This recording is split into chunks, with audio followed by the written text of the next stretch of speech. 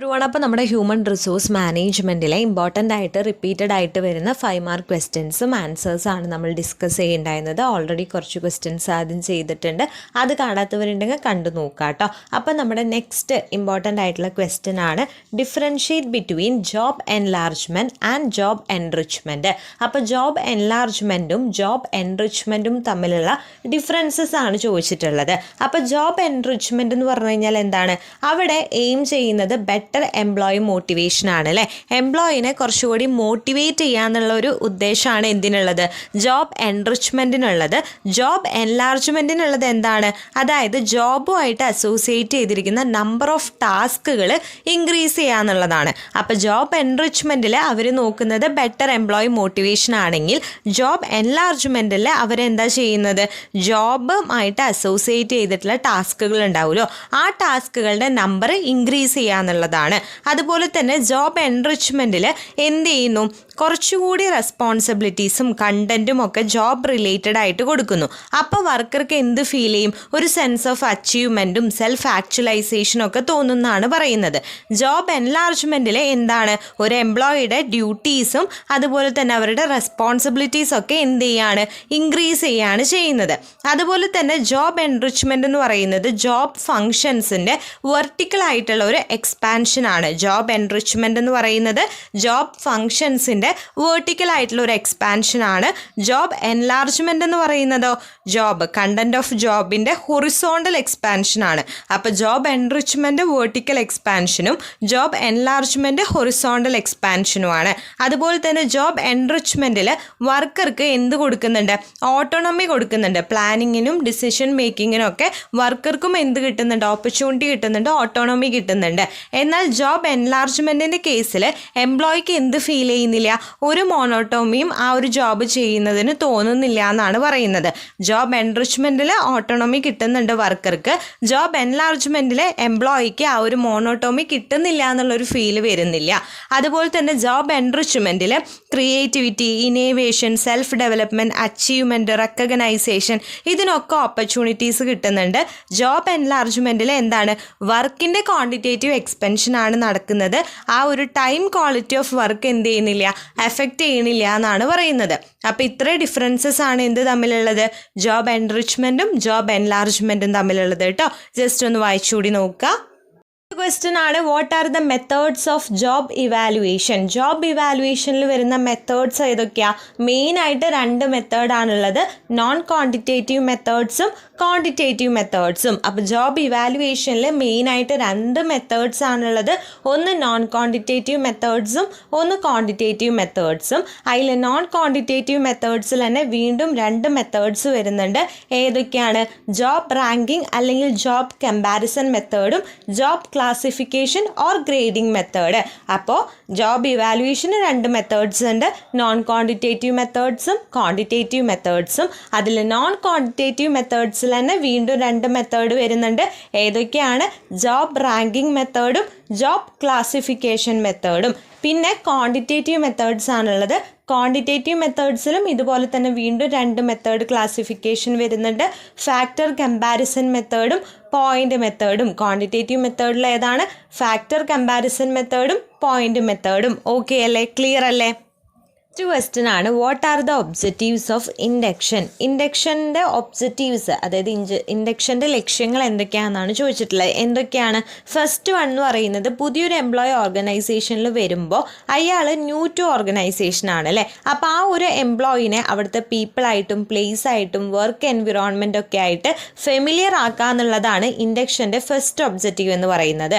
അതുപോലെ തന്നെ പുതിയതായിട്ട് ഒരു ഓർഗനൈസേഷനിലേക്ക് വരുമ്പോൾ എംപ്ലോയീസിന് ആ ഒരു ഇനീഷ്യൽ ആയിട്ടുള്ളൊരു റിസർവേഷനും ഷൈനസ് ഒക്കെ ഉണ്ടായിരിക്കും അല്ലേ, അതർ എംപ്ലോയീസ് ആയിട്ട് മിങ്കിൾ ചെയ്യാനായിട്ടുള്ളത്.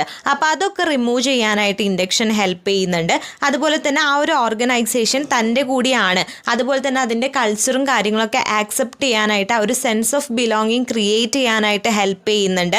അതുപോലെ തന്നെ പുതിയ എംപ്ലോയീസിനെ മെൻ്റലിയും ഫിസിക്കലിയും ആ ഒരു ജോബിലേക്ക് ആ ഒരു ജോബ് ചെയ്യാനായിട്ട് ഒരു ഫിയറും ടെൻഷനൊന്നും ഇല്ലാതെ ചെയ്യാനായിട്ട് പുതിയൊരു എംപ്ലോയിനെ എക്വിപ്പ് ചെയ്യാനായിട്ട് ഹെൽപ്പ് ചെയ്യുന്നുണ്ട്. അതുപോലെ തന്നെ പ്ലേസ്മെൻറ്റും അതുപോലെ തന്നെ ഇൻട്രൊഡ്യൂസ് ചെയ്യുക, ഒരു എംപ്ലോയിനെ ആ ഒരു ജോബിലേക്ക് ഇൻട്രൊഡ്യൂസ് ചെയ്യാനൊക്കെ ആയിട്ട് ഹെൽപ്പ് ചെയ്യുക എന്നുള്ളതാണ് ഇൻഡക്ഷൻ്റെ എന്തായിട്ട് പറയണത്, ഒബ്ജക്റ്റീവ്സ് ആയിട്ട് പറയണത് കേട്ടോ. ഒരു ക്വസ്റ്റ്യൻ ആണ്, explain purposes of performance appraisal. Performance അപ്രൈസലിൻ്റെ പർപ്പസസ് അല്ലെങ്കിൽ ഒബ്ജക്റ്റീവ്സ്, യൂസസ് എന്തൊക്കെയാണ്? അതായത് നമ്മളൊരു എസ്റ്റാബ്ലിഷ്ഡ് സ്റ്റാൻഡേർഡ് അല്ലെങ്കിൽ ബെഞ്ച് മാർക്ക് വെച്ചിട്ടുണ്ടാവും. അത് വെച്ചിട്ട് നമ്മുടെ എംപ്ലോയീസിൻ്റെ പെർഫോമൻസ് അസർട്ടെയിൻ ചെയ്യുക എന്നുള്ളതാണ് ഫസ്റ്റ് പർപ്പസ് ആയിട്ട് പറയുന്നത്. അതുപോലെ തന്നെ എംപ്ലോയീസിൻ്റെ വീക്ക്നെസ് ഐഡൻറ്റിഫൈ ചെയ്യുക, അവർക്ക് എങ്ങനെ ഇമ്പ്രൂവ്മെൻറ്റ് എസ്റ്റാബ്ലിഷ് ചെയ്യുക എന്നുള്ള ഒരു പ്ലാൻ എസ്റ്റാബ്ലിഷ് ചെയ്യുക. അതുപോലെ തന്നെ അവർക്ക് ആവശ്യമായിട്ടുള്ള ട്രെയിനിങ് കൊടുക്കുക, ഏത് ടൈപ്പ് ഓഫ് ട്രെയിനിങ് ആണ് വേണ്ടതെന്ന് ഐഡൻറ്റിഫൈ ചെയ്യുക. അതുപോലെ എംപ്ലോയീസിൻ്റെ പൊട്ടൻഷ്യൽ ഐഡൻറ്റിഫൈ ചെയ്യുക, അവർക്ക് പുതിയ അസൈൻമെൻറ്റും ടാസ്കും ആ പൊട്ടൻഷ്യലിനനുസരിച്ച് കൊടുക്കുക. അതുപോലെ തന്നെ എംപ്ലോയീസിന് ബെറ്റർ റെമ്യൂണറേഷനും ഇൻസെൻറ്റീവ് ഒക്കെ റിവാർഡ് ചെയ്യുക, സാലറി ഇൻക്രിമെൻറ്റ്, പ്രൊമോഷൻ, ഹയർ പൊസിഷനിലേക്ക് പ്രൊമോഷൻസ് ഒക്കെ കൊടുക്കുക. അതുപോലെ തന്നെ എംപ്ലോയിക്ക് അവരുടെ ആ ഒരു സ്കിൽ അക്വസേഷനും ഹാർഡ് വർക്കും ബെറ്റർ പെർഫോമൻസ് ഒക്കെ ഐഡൻറ്റിഫൈ ചെയ്യാനുള്ള ഓപ്പർച്യൂണിറ്റി കൊടുക്കുക. പിന്നെ വേരിയസ് മാനേജറിയൽ ഡിസിഷന് വേണ്ടിയിട്ട് നമ്മുടെ എംപ്ലോയീസിൻ്റെ ഇൻഫോർമേഷൻസ് കളക്ട് ചെയ്യുക. അതുപോലെ തന്നെ കമ്മ്യൂണിക്കേഷൻ വിത്തിൻ ഓർഗനൈസേഷൻ എന്ത് ചെയ്യുക, ഫെസിലിറ്റേറ്റ് ചെയ്യുക. അതുപോലെ തന്നെ എംപ്ലോയീസിൻ്റെ ഇടയിൽ കോൺഫിഡൻസ്, മോട്ടിവേഷൻ, മൊറയിൽ ഉണ്ടാക്കുക, എംപ്ലോയീസിൻ്റെ കരിയർ ഡെവലപ്മെൻറ്റിന് വേണ്ടി ഹെൽപ്പ് ചെയ്യുക. ഇതൊക്കെയാണ് നമ്മുടെ പെർഫോമൻസ് അപ്രൈസലിൻ്റെ എന്തെന്ന് പറയുന്നത്, പർപ്പസസ് അല്ലെങ്കിൽ ഒബ്ജക്റ്റീവ്സ് എന്ന് പറയുന്നത്. മെയിനായിട്ട് എംപ്ലോയീസിന് വേണ്ടിയിട്ട് എന്ത് ചെയ്യാം, വർക്ക് ചെയ്യുന്നതിനെയാണ് പെർഫോമൻസ് അപ്രൈസൽ. അവരുടെ ആ ഒരു വർക്കും അതുപോലെ തന്നെ അവരുടെ വീക്ക്നെസ്സൊക്കെ മനസ്സിലാക്കിയിട്ട് അതുപോലെ അവർക്ക് ബെറ്റർ റെമ്യൂണറേഷൻ പ്രൊവൈഡ് ചെയ്യുക, പിന്നെ ട്രെയിനിങ് കൊടുക്കുക. ഇതൊക്കെയാണ് നമ്മുടെ പെർഫോമൻസ് അപ്രൈസലിൻ്റെ പർപ്പസസ് ആയിട്ട് പറയുന്നത് കേട്ടോ. ക്വസ്റ്റ്യൻ ആണ്, describe limitations of career planning. Career പ്ലാനിങ്ങിൽ വരുന്ന ലിമിറ്റേഷൻസ് അല്ലെങ്കിൽ ഡീമെറിറ്റ്സ് എന്തൊക്കെയാണ്? അതായത് കരിയർ പ്ലാനിങ് നമ്മുടെ സ്മോൾ അല്ലെങ്കിൽ മീഡിയം സൈസ്ഡ് എൻ്റർപ്രൈസസിനൊന്നും സ്യൂട്ടബിൾ അല്ല. കാരണം അവിടെയുള്ള ജോബ് പൊസിഷൻസ് ചിലപ്പോൾ വെൽ ഡിഫൈൻഡ് അല്ലെങ്കിൽ മാർക്ക്ഡ് ഒന്നും അല്ലായിരിക്കും അല്ലേ. അപ്പോൾ അതുകൊണ്ട് തന്നെ സ്മോൾ അല്ലെങ്കിൽ മീഡിയം സൈസ്ഡ് ആയിട്ടുള്ള എൻ്റർപ്രൈസസിന് കരിയർ പ്ലാനിങ് എന്തല്ല, സ്യൂട്ടബിൾ അല്ല. അതുപോലെ തന്നെ കരിയർ പ്ലാനിങ്ങിൽ ഗുഡ്സ് നമ്മൾ ഒരു ഷോർട്ട് പീരീഡിലേക്ക് മാത്രമാണ് ഹോൾഡ് ചെയ്യുന്നുള്ളൂ. അപ്പോൾ പോളിസിയിൽ ചേഞ്ചസ് വരുന്നതിനനുസരിച്ചിട്ട് കരിയർ പൊസിഷൻസിലും എംപ്ലോയീസിൻ്റെ ഓപ്പർച്യൂണിറ്റീസിലൊക്കെ എന്ത് വരാം, മാറ്റങ്ങൾ വരാം. അതുപോലെ തന്നെ ഗവൺമെൻറ് റെഗുലേഷൻസ് നമ്മൾ എന്ത് ചെയ്യേണ്ടതായിട്ട് വരും, കൺസിഡർ ചെയ്യണം. HR പോളിസീസ്, ഓർഗനൈസേഷനിലെ HR പോളിസീസ് എസ്റ്റാബ്ലിഷ് ചെയ്യുമ്പോൾ ഗവൺമെൻറ് റെഗുലേഷൻസ് നമ്മൾ കൺസിഡർ ചെയ്യണം. അപ്പോൾ അതുകൊണ്ട് തന്നെ നമുക്ക് എന്ത് ചെയ്യാനായിട്ട് പറ്റില്ല, കരിയർ പ്ലാനിങ്, എംപ്ലോയി ഡെവലപ്മെൻ്റ് ഒക്കെ ചിലപ്പോൾ പറ്റിയെന്ന് വരില്ല. അതുപോലെ തന്നെ എംപ്ലോയീസ് ചില സമയങ്ങളിൽ പെട്ടെന്ന് അവരുടെ ആറ്റിറ്റ്യൂഡും ഗോൾസും വർക്ക് കൾച്ചറൊക്കെ ചേഞ്ച് ചെയ്യാനായിട്ട് സാധ്യതയുണ്ട്. അങ്ങനെ ചേഞ്ച് ചെയ്യുമ്പോൾ കരിയർ പ്ലാനിങ്ങും എന്താവും, എഫക്റ്റീവ്ലി ആവണമെന്നില്ല. പെട്ടെന്ന് എംപ്ലോയീസിൻ്റെ ഇത് ചേഞ്ച് ചെയ്യാണ്, ആപ്റ്റിറ്റ്യൂഡ് ചേഞ്ച് ചെയ്യുകയാണെങ്കിൽ. അതുപോലെ തന്നെ കരിയർ പ്ലാനിങ് എന്ത് വേണം, നമ്മുടെ ട്രേഡ് യൂണിയൻ്റെയും വർക്ക് ഓർഗനൈസേഷൻ്റെയും ഒക്കെ അപ്രൂവൽ വേണ്ടതായിട്ട് വരുന്നുണ്ട്. അതും നമ്മുടെ ഇംപ്ലിമെൻറ്റേഷൻ എന്താക്കാം, ഡിഫിക്കൽട്ട് ആക്കാം. അപ്പോൾ ഇതൊക്കെയാണ് നമ്മുടെ കരിയർ പ്ലാനിങ്ങിൻ്റെ ലിമിറ്റേഷൻസ് ആയിട്ട് പറയണേ കേട്ടോ. മെയിനായിട്ട് സ്മോൾ മീഡിയം സൈസ്ഡ് എൻ്റർപ്രൈസസിൽ ഇത് പറ്റില്ല. പിന്നെ ഗുഡ്സ് ഷോർട്ട് ടേം ആയതുകൊണ്ട് തന്നെ പോളിസി ചേഞ്ചസ്, മാറ്റങ്ങൾ വരുമ്പോൾ കരിയർ പൊസിഷനെയും അതുപോലെ തന്നെ എംപ്ലോയീസിൻ്റെ ഓപ്പർച്യൂണിറ്റിനെയും അത് എഫക്റ്റ് ചെയ്യും.